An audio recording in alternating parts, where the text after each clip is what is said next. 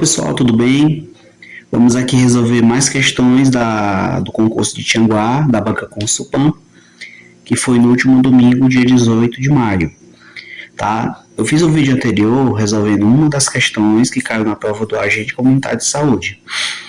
E nesse vídeo eu vou trazer as outras duas questões, né, de matemática que caíram nessa mesma prova, tá bom? Aí é o seguinte, a questão anterior era sobre um raciocínio lógico, né, que envolvia uma pequena equação, né, que não necessariamente precisava fazer todo um cálculo, né, bastava analisar as alternativas também que a gente encontrava a resposta correta. Nesse caso aqui, é uma questão também muito fácil, que envolve os conjuntos numéricos, né. Assinale a alternativa correta sobre os conjuntos numéricos. Aí a gente tem que ver qual alternativa está correta dentre essas quatro aqui. Então vamos aqui para a letra A. Todo número natural é um número irracional. Será que isso é verdade, gente? Bom, para ajudar a gente a entender isso, a gente precisa ver o diagrama, né, dos conjuntos, que são todos eles aqui, os números naturais, os números inteiros, os números racionais, os irracionais e os reais. Você observa que os irracionais, eles estão à parte desse conjunto maior aqui, ó, que abrange os racionais, os inteiros e os naturais, concorda? Então, logicamente, eu posso dizer que os números naturais, eles não são irracionais, eles estão em um conjunto diferente, né, à parte dele. Ele não está inserido dentro do conjunto dos irracionais, e nem os irracionais inseridos aqui dentro, né? Então, a alternativa aqui, ela é falsa, porque o conjunto dos números naturais não é um número racional, né? Ou seja, o número natural não é número irracional. A alternativa B tem o mesmo raciocínio. O número raiz quadrada de 16 é irracional. A raiz quadrada de 16 nós sabemos que é 4. E o 4 faz parte do conjunto dos números naturais. Então, logicamente, também essa alternativa ela é falsa. Ok? Agora a letra C. A interseção entre o conjunto dos números naturais e o conjunto dos números inteiros é vazia. Vamos olhar lá novamente o diagrama. Olha só. Deixa eu dar uma apagada aqui nesses riscos. E vamos entender a interseção dos números naturais com os números inteiros. Os números naturais são esse conjunto aqui em amarelo. E os inteiros, esse conjunto em azul. Se eu quiser saber a interseção entre esses dois conjuntos, são os elementos que estão em comum aos dois, né? Que isso aqui é a interseção. Então, se eu quero saber a interseção dos naturais com os inteiros, vai ser os naturais. Por quê? Porque os conjuntos dos números naturais, ele está inserido dentro dos números inteiros. Ele faz parte dos números inteiros também. Entendeu? Então, se eu quero fazer a interseção desses dois conjuntos, logicamente que os números naturais ele vai fazer parte dos dois, tanto dos naturais quanto dos números inteiros. E aqui a alternativa diz que a interseção é vazia. Isso não é verdade, porque vai ser os números naturais a interseção. Então, claramente, é uma alternativa falsa. Agora, sobre a letra D, que por eliminação, né, a gente já considera essa como verdadeira. Mas vamos ver aqui, ó. O número 0,1212 e assim infinitamente é um número racional. Há quem diga que esses números decimais quebrados, que têm reticência, né, ou seja, eles são infinitos, tem gente que pensa que eles são irracionais, mas não necessariamente, né? Por exemplo, o número π, que é 3,14, né? Infinito, ele é um número irracional. Agora, nesse caso aqui, eu tenho uma dízima periódica, né? Você observa que o 12 aqui está sempre se repetindo. Quando um número se repete infinitamente, né, eu consigo fazer, né, através da dízima periódica, transformá-lo em uma fração. E se eu transformo em uma fração, lógico que ele é um número racional, né? Porque o que caracteriza um número racional? São os números em forma de fração, ok? Então, né, por eliminação eu já sabia que essa alternativa era correta. Mas analisando ainda o conceito de número racional, esse número, né, 0,12, é o número racional por ser uma dízima periódica, beleza? Então essa aqui foi a questão, né, sobre os conjuntos. A próxima questão, que é essa daqui, uma questão de porcentagem, né? Muito comum cair em concursos públicos esse assunto da porcentagem. Essa questão diz assim: uma loja de eletrodomésticos anunciou uma promoção com 2 descontos sucessivos, né? Vou usar o destaque aqui, de 20% e 15%. 2 descontos sucessivos em um produto cujo preço original era R$ 2.000. Após aplicar esses descontos, o gerente decidiu ainda conceder um desconto adicional de 5% sobre o valor já reduzido, né? Então, ele pergunta: assinale qual foi o preço final pago pelo cliente. Olha só, gente. Aqui eu tenho uma situação em que eu tenho 3 descontos: 20%, 15% e depois 5%. E todos esses descontos são sucessivos, certo? Então, se o valor inicial era de R$ 2.000, né? Então eu vou ter um desconto, né? O primeiro desconto de 15%, ou melhor, de 20%, né? De 20%. Depois, um desconto de 15%.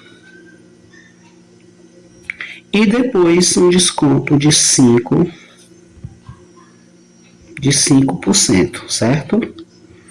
Então, aqui o que a gente vai fazer é só calcular a porcentagem, né? Porcentagem de desconto, ok?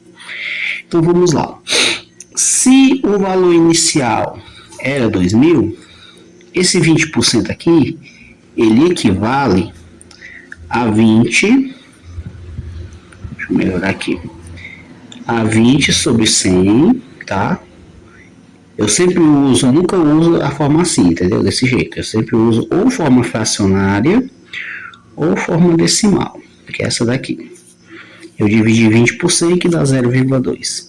Aqui da mesma forma, é 15 sobre 100, ou então 0,15.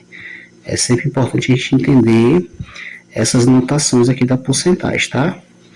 E o 5% é 5 sobre 100, que na sua forma decimal é 0,05. Beleza? Então, o que acontece aqui? Eu vou pegar o valor inicial, que era 2.000, e tirar cada porcentagem aqui. Primeiramente fazendo com 20%, depois com 15% e por último 5%, ok? Então vamos fazer aqui separadamente. Se eu quero 20%, sabe, 20% de 2.000, eu vou multiplicar por 0,2. Eu vou escolher aqui a forma decimal, que é a forma que eu mais gosto, tá bom? Então, fazendo a multiplicação aqui, ó, 0, 0, 0, e 2 vezes 2, 4. Como eu tenho um número decimal junto, eu tenho que contar a vírgula, né? Eu tenho uma casa após a vírgula, então eu pulo aqui uma casa também. O resultado que eu obtive aqui é 400. Então, esse 400 foi o valor descontado, né? Logo, 2.000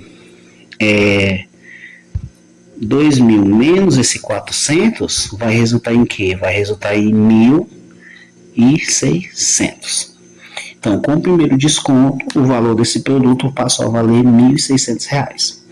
Só que aí houve o segundo desconto, que foi 15%, né? Então, faz a mesma coisa. Pego 1.600 e multiplico por 0,15, que é 15%, certo? Deixa eu melhorar aqui esse 5. Pronto, aí vamos lá fazer a multiplicação, né? 0, 0, 5 vezes 6 é 30, sobe um 3 para ali, 5 vezes 1 é 5, mas aquele 3 é 8. Aí tem 1, 0, 0, 1 vezes 6 é 6, 1 vezes 1 é 1. Somando tudo isso aqui, eu vou ter 24 mil, só que eu tenho duas casas após a vírgula, então eu pulo duas casas aqui. Então, o valor do desconto agora está sendo 2.000, ou melhor, R$ 240. E se eu fizer 600 menos 240, eu vou obter, vou até fazer aqui para ficar bem claro para você, né? 1.600 menos 240. Essa subtração vai resultar em quê? Vai resultar em 1.360, certo? Isso com o segundo desconto, né? Eu usei o 20% e agora eu usei o 15%. Aí deu 1.360. Só que ele teve ainda mais um outro desconto, que foi o desconto de 5%. Então, o que é que eu vou fazer? Eu vou pegar 1.360, deixa eu mudar aqui a cor, né? Eu vou pegar 1.360 e multiplicar por 5%, que é esse carinha aqui.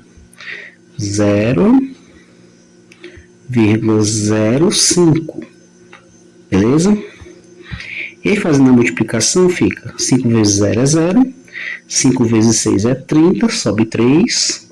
5 vezes 3 é 15, mais 3, 18. Vai 1. 5 vezes 1 é 5, mais 1, 6. Como eu tenho duas casas após a vírgula, eu desloco a vírgula, duas casas, e ficou apenas 68. Então, de 1.360, eu vou subtrair R$ 68, que foi o desconto de 5%.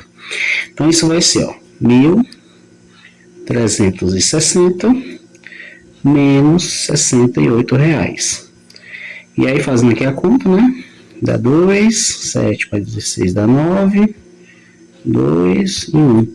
Pronto, aqui está o resultado final da minha conta. 1.292 será o preço final a ser pago pelo cliente, né? Então, a minha alternativa aqui, letra B de bola. Certo? Então, assim, gente, só fazendo alguns comentários a mais sobre essa questão. Eu fiz aqui com desconto de 20, 15 e 5%.